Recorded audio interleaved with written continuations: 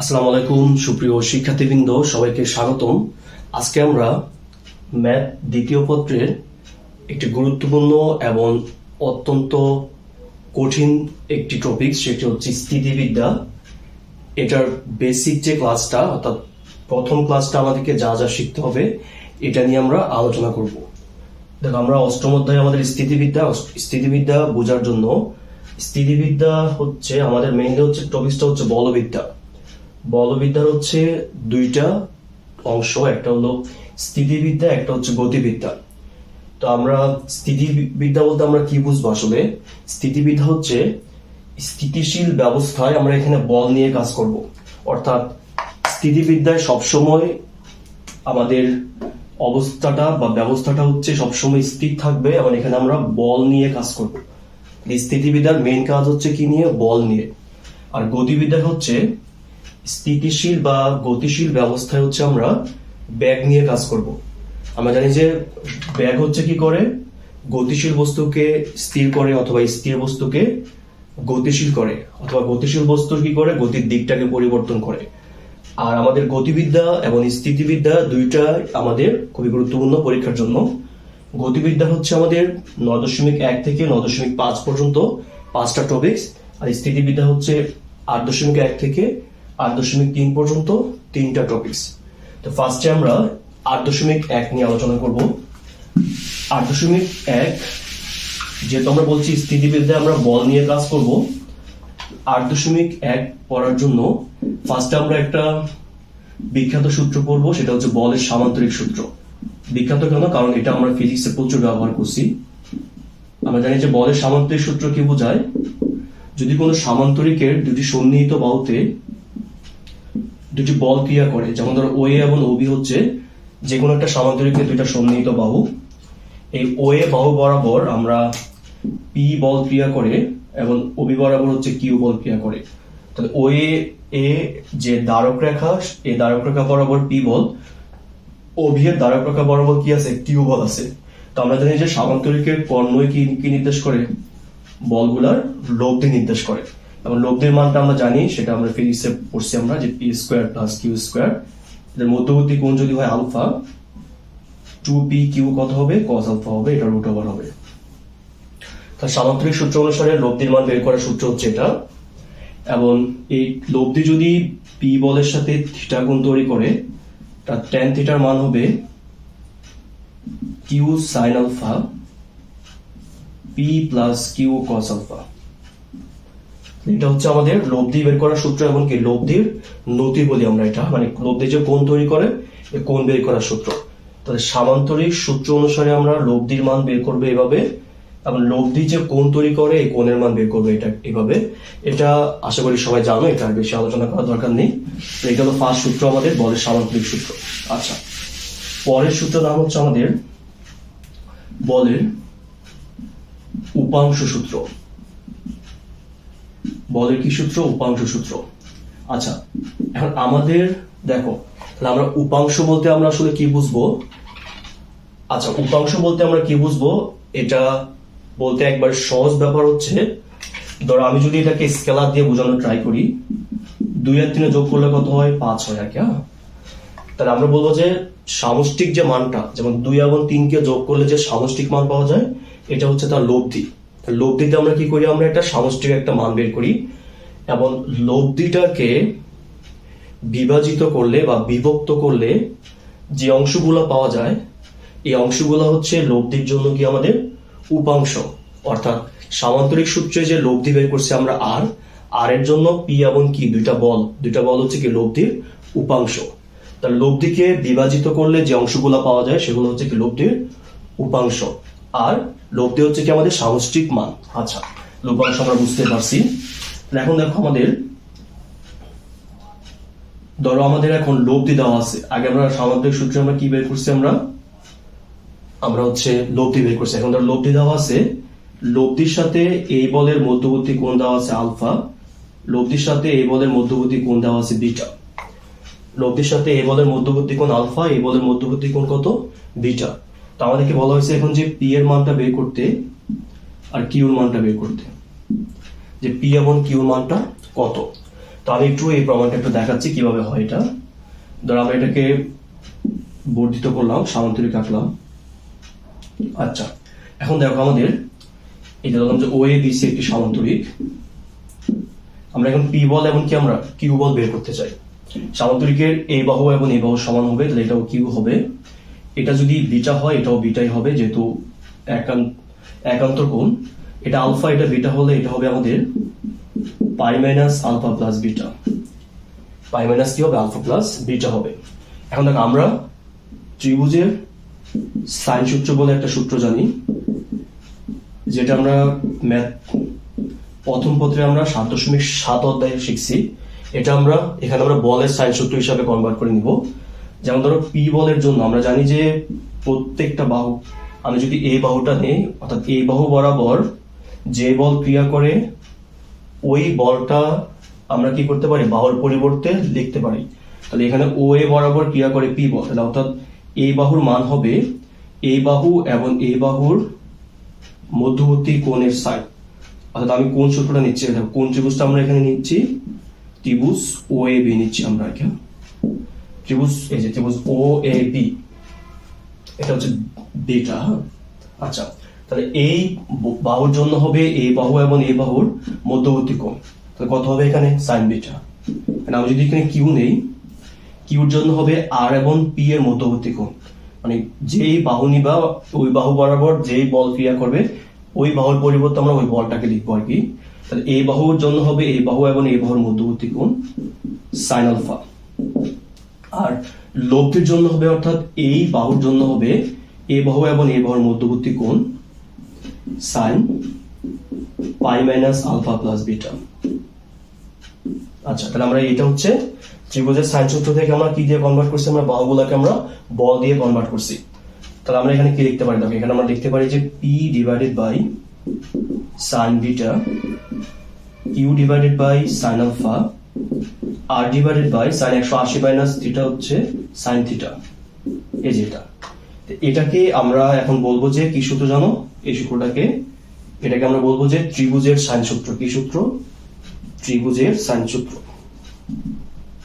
ত্রিভুজের সাইন সূত্র না, এটা বলের সাইন সূত্র। হ্যাঁ, বলের কি সূত্র, সাইন সূত্র।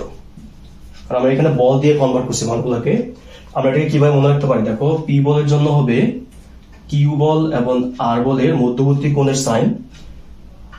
কিউ বলের জন্য হবে তোমার আর এবং পি এর মধ্যবর্তী কোণের সাইন, এবং আর বলের জন্য হবে আমাদের এই দুইটা বলের মধ্যবর্তী কোণের সাইন।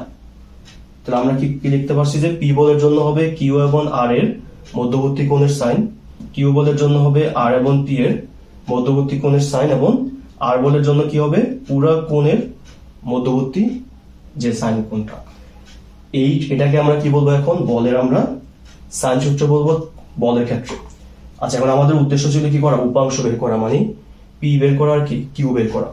আমরা এটা কিভাবে বের করতে পারি, দেখো P by sine beta equal to হচ্ছে আমাদের R sine alpha plus beta. সুতরাং পি বলের মান হবে R sine beta divided by sine alpha plus beta. এভাবে আমরা পি বলের মানটা বের করতে পারি যদি আমাদের কাছে লব্ধি দেওয়া থাকে এমনকি দুইটা কোণ দেওয়া থাকে। Q by sine alpha equal to হচ্ছে তোমার R by sine alpha plus beta. Q বলের জন্য হবে R sine alpha divided by sine alpha plus beta. আমাদের দেখো আমরা সামান্তরিক সূত্র হচ্ছে আমরা লব্ধি বের করি, আর উপাংশ সূত্র হচ্ছে আমরা যে বলগুলো আছে আমাদের এই বলগুলো আমরা বের করি। তাহলে পি বলের মান হবে কত, দেখো তো সহজ আমরা কিভাবে মনে রাখতে পারি, লব্ধি ইন্টু সাইন এ কোণটা মানে অপর কোণটা ডিভাইডেড বাই দুইটা কোণের যোগফল। কিউ বলের জন্য হবে লব্ধি ইন্টু কত, সাইন এ কোণটা ডিভাইডেড বাই দুইটা কোণের যোগফল। তাহলে এটা হচ্ছে আমাদেরকে দুইটা উপাংশের মান। আর এখান থেকে আমরা কি সূত্র বের করছি, একটা নতুন করে একটা সাইন সূত্র বের করছি। এভাবে আমরা উপাংশ সূত্র দিয়ে আমরা বলগুলা বের করি, আর সামান্তরিক সূত্র দিয়ে আমরা কি বের করি, আমরা লব্ধি বের করি। আশা করি উপাংশ সূত্র এবং সাইন সূত্র এবং আমাদের লব্ধি সূত্রটা বুঝতে পারছো। আচ্ছা, এখন আমরা যেটা আলোচনা করবো সেটা হচ্ছে বলের লম্বাংশ সূত্র। আচ্ছা, উপাংশ এবং লম্বাংশের মধ্যে মৌলিক পার্থক্য হচ্ছে, দেখো, যখন দুইটা বল পরস্পর 90 ডিগ্রি কোণে ক্রিয়া করবে তখন একটা বল আরেকটা বলের উপর লম্ব হয়, তখন আমরা বলগুলাকে আমরা কি বলবো? লব্ধির জন্য আমরা উপাংশ না বলে আমরা লম্বাংশ বলবো। অর্থাৎ দুইটা বল যে কোনো কোণে ক্রিয়া করলে উপাংশ বলবো, আর তারা যখন 90 ডিগ্রি কোণে ক্রিয়া করবে তখন আমরা এগুলাকে উপাংশ না বলে আমরা কি বলবো? আমরা লম্বাংশ বলবো। তাহলে আমরা কি বলতে পারি? দেখো তো, লম্বাংশ হচ্ছে কি এক ধরনের উপাংশ, কারণ যে কোনো কোণের মধ্যে তো 90 ডিগ্রি আছে আমাদের, এই জন্য আমাদের লম্বাংশ কি আমাদের এক ধরনের উপাংশ। তাহলে যখন দুইটা বল পরস্পর লম্ব হবে তখন বলগুলা কি হবে? লব্ধির উপাংশ হবে। আর যে কোনো কোণে ক্রিয়া করলে হচ্ছে কি হবে? বলগুলা হচ্ছে লব্ধির লম্বাংশ হবে, আর যে কোনো কোণে ক্রিয়া করলে কি হবে? উপাংশ হবে। তাহলে মনে করো এটা হচ্ছে আমাদের আলফা, তাহলে এই কোণটা আমাদের হবে কত? 90 মাইনাস আলফা। আচ্ছা, তাহলে এখান থেকে খেয়াল করো তো আমাদের, কারণ যেহেতু পুরোটা 90, এটা আলফা হলে এটা 90 মাইনাস আলফা হবে।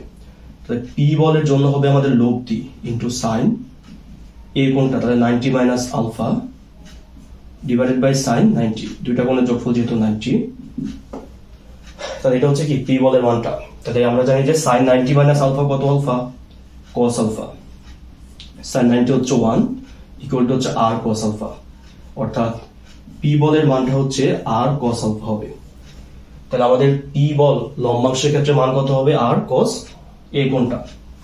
আচ্ছা, এখন যদি আমরা কিউর মানটা বের করি, কিউর জন্য হবে তোমার R sine alpha divided by sine 90, অর্থাৎ আর সাইন আলফা। তাহলে আমরা এখান থেকে কি পাইলাম? দেখো, আমরা পাইলাম পি বলের মান হচ্ছে কত?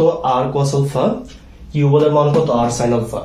এই জন্য আমরা যখন ফিজিক্সে অনেক ম্যাথ করি আমরা যে বলি যে যেই বলটা ভূমি বরাবর থাকবে, যেটা পিটা এখানে আমাদের ভূমি বরাবর আছে, সেই বরাবর আমরা যে অনুপাত নিব সেটা হচ্ছে আমাদের কস হবে। অর্থাৎ ভূমি বরাবর লম্বাংশে আমরা কস নেই, আর উপরের দিকে যা লম্ব বলি আমরা, লম্ব বরাবর লম্বাংশে হচ্ছে আমরা কি নিই? আমরা সাইন নেই। আচ্ছা, সবসময় যে তোমার নিচের দিকটাই ভূমি হবে এটা কোনো কথা নাই। কথা হচ্ছে আমাদের প্রশ্নে যেদিকে কোণ দেওয়া থাকবে, আবার বলতেছি, কোণ যেদিকে দেওয়া থাকবে ওই দিকটা হবে ভূমির দিক। এবং এটা যদি আমাদের আর হয় তাহলে এটা হবে আর কস আলফা, এটা হবে আর সাইন আলফা। মানে যেদিকে আমাদের কোণের মানটা দেওয়া থাকবে এই দিকটা হবে ভূমির দিক, আর যেদিকে দেওয়া থাকবে না এটা হবে লম্ব দিক। লম্ব দিক বরাবর সবসময় আমরা সাইন অনুপাত নিব, ভূমির দিকে সবসময় আমরা কি নিব? আমরা কস অনুপাত নিব। লম্বাংশ হচ্ছে কি যখন বলগুলো পরস্পর লম্ব হবে তখন লম্বাংশ, তাহলে লম্বাংশ এক ধরনের উপাংশ, আর যে কোনো কোণে থাকলে হচ্ছে উপাংশ। তাহলে আমরা লম্বাংশ এবং কি উপাংশ আমরা সহজে বুঝতে পারলাম। আচ্ছা, এখন আমাদেরকে এই অধ্যায় পারার জন্য আমাদেরকে একটা কনসেপ্ট বুঝতে হবে, সেটা হচ্ছে বলের লম্বাংশ যা বোঝায় এবং বলের লম্ব বিক্ষেপ তাই বোঝায়। কি বললাম? বলের লম্বাংশ যা বোঝায়, বলের লম্ব বিক্ষেপ কি বোঝায়? তাই বোঝায়।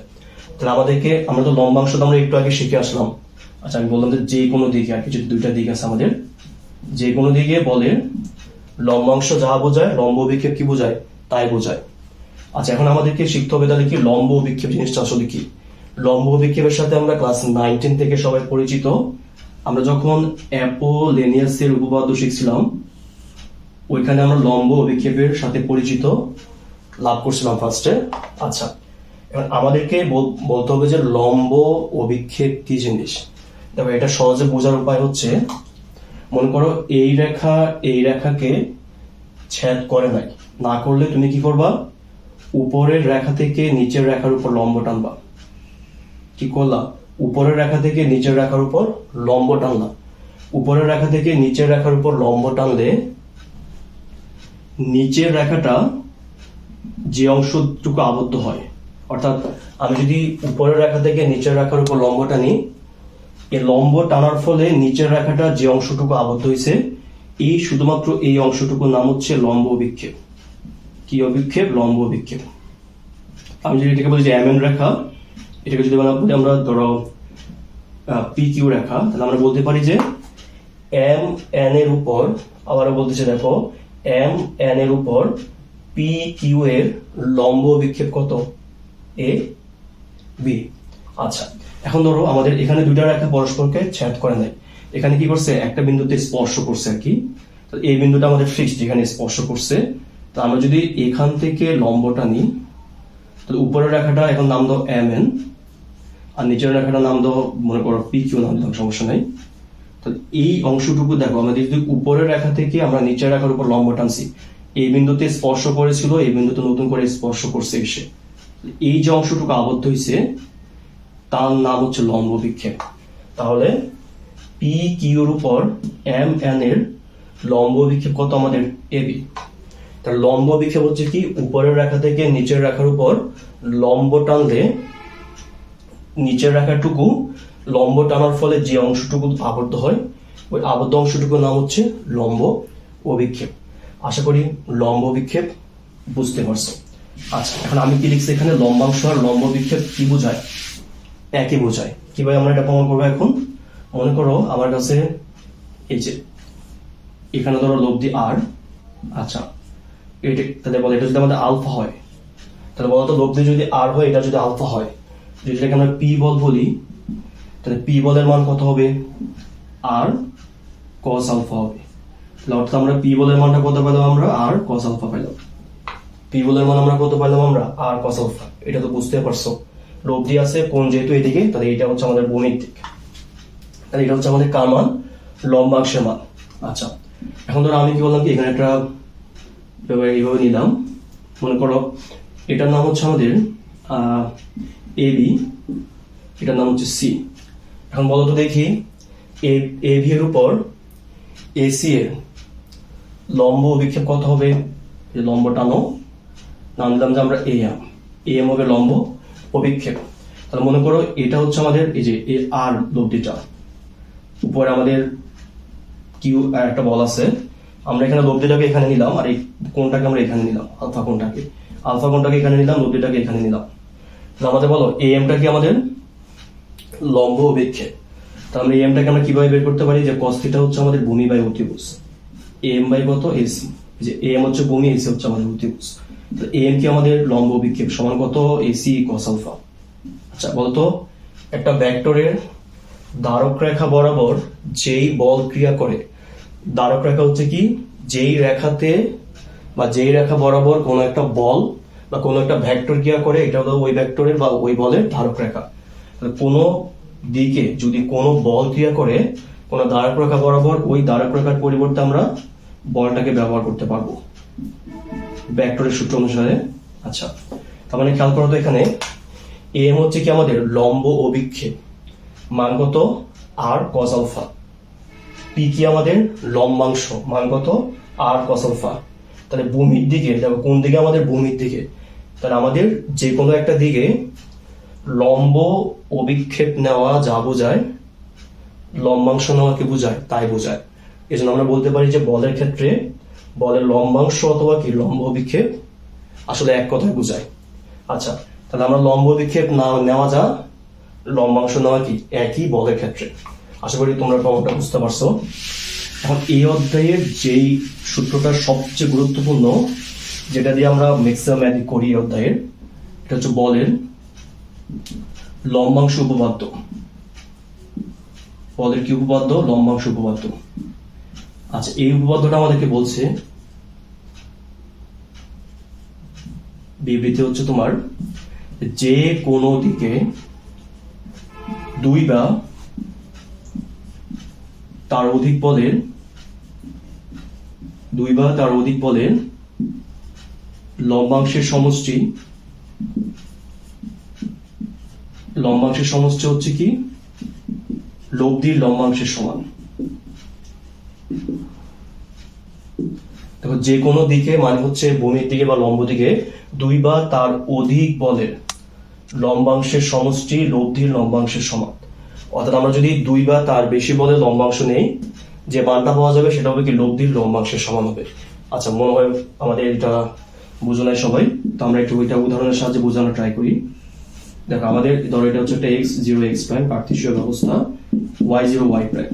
আচ্ছা, তো এই ব্যবস্থা ধরো আমরা এই রেখা বরাবর নিলাম আমরা p বল, এই রেখা বরাবর নিলাম আমরা লব্ধি r বল, সি দিলাম, এটা এই বরাবর নিলাম আমরা ধরো q বল।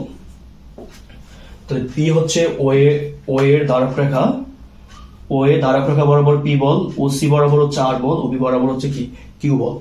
আচ্ছা, এখন বলো তো আমরা একটু আগে কি শিখছি আমরা, লম্বাংশ যা বোঝায় লম্ব বিক্ষেপ একই কথা বোঝায়। তাহলে লম্ব বিক্ষেপ কি জিনিস, আমি যদি এই রেখা থেকে এই রেখার উপর লম্ব টানি, তাহলে লম্ব টানার ফলে ধরো কি পরিমাণ অংশ আবদ্ধ হয়েছে, তখন আমরা ও এম অংশ আবদ্ধ হয়েছে। তাহলে ও এমটা হচ্ছে কি আমাদের, ও এমটা হচ্ছে পি বলের লম্ব বিক্ষেপ অথবা পি বলের লম্বাংশ, কারণ লম্ব বিক্ষেপ লম্বাংশ একই বোঝায়। তাহলে আমরা কিউ বলের লম্ব বিক্ষেপ টানলাম, তাহলে এটা কত হবে তোমার, এটা হবে ও এন। কিউ বলের কত হবে লম্ব বিক্ষেপ ও এন অথবা লম্বাংশ কি ও এন। আর আর বলের লম্বাংশ অথবা লম্ব বিক্ষেপ কত হবে আমাদের ও থেকে এই যে টি পর্যন্ত। তা আমি এখানে যেটা দেখছি, দেখো যে কোনো দিকে আমি কোন দিকে নিছি, আমি ভূমির দিকে নিছি। দুইটা বল আছে এখানে, যে দুইটা বলের লম্বাংশের সমষ্টি যা হবে লব্ধির লম্বাংশ তাই হবে, অর্থাৎ দুই বা তার অধিক যদি বল থাকে, আমি যদি ভূমির দিকে বা লম্ব দিকে নেই, সবগুলা বলের লম্বাংশকে যোগ করলে যা হবে টোটাল লম্বাংশটা কার সমান হবে, লব্ধির লম্বাংশের সমান হবে, হয় ভূমির দিকে নয় কি লম্ব দিকে। এই সূত্রটা আমাদের এসইউ আহমেদ স্যারের বইয়ের দেখবা যে ম্যাথ দ্বিতীয় পত্রের কাভার যে পেজ আছে আমাদের প্রথম পেজটা আমাদের শুরুতেই, এই পেজে আমাদের এই সূত্রটাই আমাদের চিত্রটা দেওয়া আছে। আর এই চিত্রের সাহায্যে হচ্ছে আমরা 8.1 এর অনেক ম্যাথই আমরা করব। আর আগামী ক্লাসে হচ্ছে আমরা ম্যাথগুলো করব, আর প্রথম ম্যাথই করব আমরা এই সূত্রের ম্যাথ। আর আমি আজকে যে সূত্রগুলো আলোচনা করলাম এই সূত্রগুলো হচ্ছে এই অধ্যায় পারার জন্য বেসিক যে সূত্রগুলো আছে এগুলা। আশা করি সবাই অনেক সহজে আমার সূত্রগুলো বুঝতে পারছো। সবাই বাকি ক্লাসগুলা মনোযোগ দিয়ে দেখবা, আশা করি স্থিতিবিদ্যা তোমাদের কাছে অনেক সহজ মনে হবে। সবাইকে অসংখ্য ধন্যবাদ, আল্লাহ হাফেজ।